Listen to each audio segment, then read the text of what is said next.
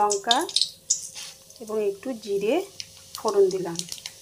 এর সঙ্গে আমি তেজপাতা দিলাম। এর মধ্যে আমি দুটো টমেটো কুচি দিলাম এবং কাঁচা লঙ্কাকে ফাটিয়ে দিলাম। এর মধ্যে আমি নুন দিলাম। এর মধ্যে আমি হলুদ গুঁড়ো দিলাম, ধনে গুঁড়ো দিলাম এবং জিরে গুঁড়ো দিলাম, একটু লঙ্কা গুঁড়ো দিলাম। এর মধ্যে 2 ইঞ্চি সাইজের আদা পেস্ট আমি দিলাম।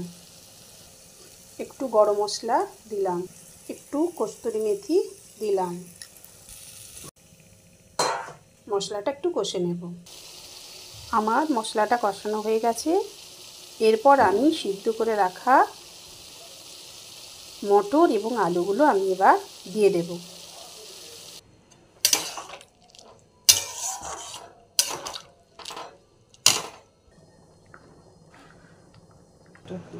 এর মধ্যে আমি একটু ঘি দিলাম,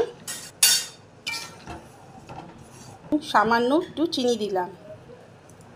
একদম রেডি আমার ঘুগনি, আলু মটরের ঘুগনি। একদম রেডি আমার আলু মটরের ঘুগনি, সম্পূর্ণ নিরামিষ, পেঁয়াজ রসুন ছাড়াই।